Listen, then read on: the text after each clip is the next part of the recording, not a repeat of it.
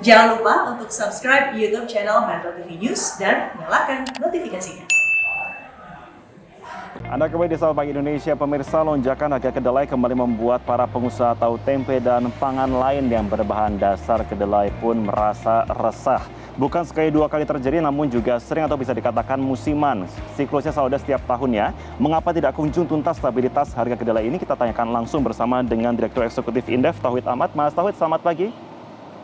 Selamat pagi, apa kabar Mas? Kabar baik juga Mas Tauhid, semoga sehat selalu. Mas Tauhid, kalau kita lihat untuk harga kedelai kembali naik, kali ini apa yang menyebabkan harga kedelai ini naik? Ya, yang pertama karena memang sebagian besar ya, mungkin lebih dari 80% kedelai kita itu impor. Jadi kalau impor sangat mengikuti perkembangan harga internasional begitu. Nah, perkembangannya memang harga internasional ini ada beberapa sebab.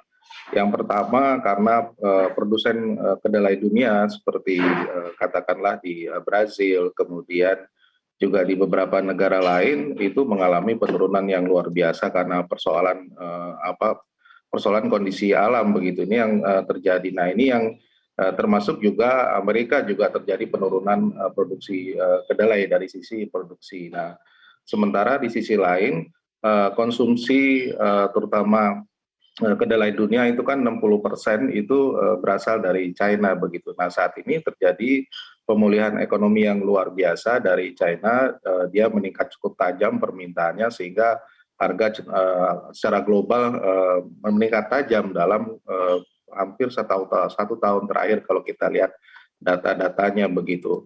Misalnya saja sampai kemarin tembus sekitar 1.562 ya per gantang kalau kita US dollar per bushel ya atau per gantang kalau kita lihat ya. Nah, memang perkembangan ini sangat dinamis begitu kalau kita lihat kedelai cenderung karena memang permintaan dunia yang meningkat dalam situasi pemulihan ekonomi ini begitu. Mas Tauhid, kalau kita bicara mengenai demand, memang tiap tahun akan terus meningkat begitu. Sementara suplainya pun kita juga masih tanda kutip bergantung pada impor. Pengertian kepada masyarakat awam saat ini masih bisa dijelaskan. Bisakah kemudian untuk produksi dalam negeri atau produksi lokal ini bisa pelan-pelan di-switching untuk bisa menggantikan dari demand produksi bahan-bahan berbahan dasar kedelai? Ya, kalau kita lihat memang kebutuhan domestik kita sekitar 2,5 juta ton per tahun, produksi sekitar 500 sampai 600 atau kurang lebih hampir sekitar ya setengah juta ton per tahun begitu. Nah, saya kira memang kalau lihat trennya ini terjadi peningkatan dari tahun ke tahun meskipun mungkin agak relatif lambat. Nah, memang problemnya katakanlah karena persoalan kondisi kondisi tingkat kalau kita lihat di produksi ada masalah di lahan juga, kemudian juga kondisi alam kita butuh kalau kedelai itu butuh panas yang lebih panjang sekitar 16 jam begitu, sementara kita cenderung hujan yang menyebabkan kedelai itu tidak bisa berkembang lebih besar ukurannya, sehingga kalau untuk konsumsi dalam negeri seperti untuk tempe dan tahu sebagian besar mengandalkan kedelai dari impor begitu.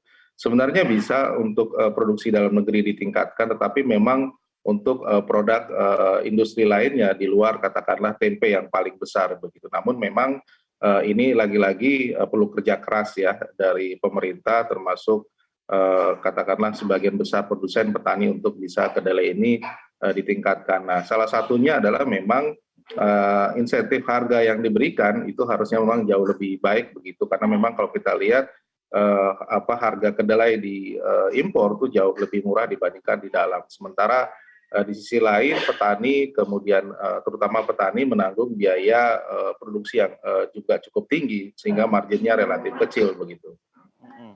Kalau kita bicara mengenai produksi dalam negeri, menjadi pertanyaan bersama. Ketika kualitasnya dikatakan kurang baik untuk dijadikan tahu tempe, kemudian selama ini kedelai kita kemana berarti? Ya, kedelai kita banyak masuk ke industri sebagian ya, ke industri untuk olahan katakanlah untuk kecap dan sebagainya. Ada yang digunakan untuk itu, termasuk untuk industri makanan olahan seperti keripik dan sebagainya itu juga masuk menggunakan produk-produk lokal begitu. Jadi justru industri non tahu tempe yang memang membutuhkan kedelai lokal begitu. Nah, problemnya tadi ya ada kualitas untuk tahu tempe yang dominan itu masih belum bisa dipenuhi, sementara memang kalau menggunakan tempe lokal, kedelai lokal itu tidak terlalu bisa berkembang dengan baik untuk kualitas tahu tempe yang biasa kita konsumsi sehari-hari begitu. Iya, kalau kita lihat memang produksi kedelai Indonesia itu dari tahun 2018 sampai dengan saat ini ataupun diprediksi sampai 2024 itu kan terus turun untuk produksinya. Kalau kita bisa sedikit melihat, sebenarnya bagaimana tata niaga kedelai kita di tanah air, Mas Tauhid? Ya, kalau kita lihat sebenarnya relatif sederhana ya, jalurnya tidak terlalu panjang, paling 3 gitu dari produsen ke pengumpul, kemudian ada pengumpul besar masuk ke industri begitu. Bahkan untuk beberapa wilayah itu langsung dari pengumpul masuk ke katakanlah ke industri, terutama industri di rumah tangga. Kalau menurut saya cukup efisien untuk kedelai karena apa? Karena memang yang dari produksi lokal tidak begitu tinggi kebutuhannya. Namun kalau yang impor memang relatif tertata karena biasanya oleh importir besar, kemudian masuk ke distributor besar, baru ke industri-industri rumah tangga untuk produsen tahu tempe begitu. Oke, kalau kita bicara mengenai tantangan, tadi sempat dibahas juga sebelumnya, Mas Tauhid, dari kementerian ini patut untuk bisa melakukan berbagai macam langkah inovasi atau mungkin bahkan revitalisasi sistem produksi begitu ya dari kedelai. Kalau menurut Anda, apa yang harus dilakukan dalam langkah pertama untuk bisa segera switching untuk mengandalkan produksi lokal untuk membuat kedelai yang bisa berkualitas untuk dibuat menjadi tahu tempe? Karena ini kan merupakan konsumsi primer kita. Yang pertama kita menghadapi tantangan adalah persaingan penggunaan lahan ya, untuk terutama biasanya lahan kedelai itu bersaing dengan komoditas jagung dan juga cabai begitu. Nah ini juga berakibat tentu saja penurunan luas panen dan implikasinya memang beberapa tahun terakhir tidak begitu meningkat produksi kedelai ya, meskipun memang secara umum lumayanlah begitu. Karena memang ada keinginan pemerintah untuk melakukan peningkatan produksi. Jadi soal penentuan penggunaan lahan juga sangat menentukan, ya, itu harus diperbaiki. Yang kedua, memang ada kewajiban bagi para importir untuk melakukan penanaman ya, seluas besarannya 10% atau 5%, itu juga cukup baik, namun perlu disadari mekanisme ini mungkin agak sangat sulit dilakukan oleh para importir kedelai karena mereka bukan katakanlah tidak berbasis produsen begitu, tapi harusnya ada mekanisme kemitraan atau kerjasama dengan para petani lokal agar juga importir juga turut memperhatikan mereka begitu. Yang ketiga saya kira menarik mungkin adalah sebagian besar katakanlah biaya impor yang katakanlah diperoleh dari impor kedelai yang dilakukan itu bisa dikembalikan lagi ke penguatan basis produksi terutama untuk produksi kedelai dalam negeri, sehingga dana-dana yang dikumpulkan tersebut bisa diemak ke produsen-produsen kedelai lokal begitu, sehingga memang ada upaya secara umum memandirikan dari segi dukungan anggaran pemerintah begitu. Oke Mas Tauhid, kita harapkan memang target kemandirian kedelai Indonesia itu tidak muluk-muluk terjadi di tahun-tahun mendatang ya. Tapi saya sedikit akan bahas mengenai saat ini juga menjadi polemik adalah terkait dengan minyak goreng begitu. Memang kemudian pemerintah sudah menetapkan HET-nya dan juga dikatakan harga sudah mulai bisa menyesuaikan dari pasar. Tapi yang menjadi kendala saat ini adalah mengenai stok. Sampai dengan saat ini beberapa minggu setelah ditetapkan itu ternyata di pasaran itu ditemukan stok itu masih terbatas. Sebenarnya apa inti permasalahan di sini? Ya, yang pertama tentu saja ya kebijakan untuk penentuan harga CPO domestik yang melalui DMO itu masih ada lag atau ada perbedaan yang cukup tinggi dengan harga CPO internasional ya.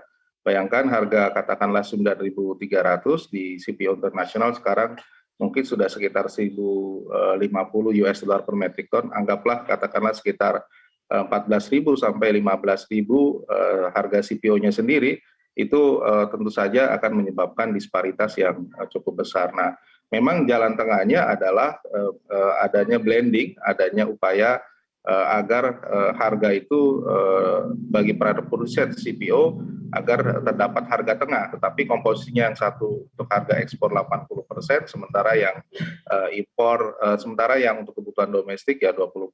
Nah, saya kira memang dengan situasi ini untuk persoalan ketergantungan harga impor yang tinggi itu memang harus diikuti dengan penyesuaian harga domestik, tapi secara perlahan. Saya kira memang karena kita sudah sulit untuk melakukan penurunan harga minyak goreng dengan pola seperti ini, maka otomatis agar kelangkaan berkurang, ya mau nggak mau sebenarnya harganya harusnya menyesuaikan, tapi ada peran pemerintah di situ. Tidak bisa kalau sekarang misalnya harga diturunkan, barangnya langka. Nah, yang sekarang dibutuhkan apakah memang barangnya tersedia, namun harga mungkin relatif akan naik tapi secara perlahan. Nah, ini saya kira produsen CPO bisa menyesuaikan dengan skenario itu begitu. Oke, kita harapkan memang bisa segera terpenuhi untuk demand dan juga stok tentunya yang saat ini semakin meningkat di pasaran. Terima kasih Mas Tauhid Ahmad, Direktur Eksekutif Indef sudah bergabung sama kami di Selamat Pagi Indonesia. Selamat pagi Mas, terima kasih.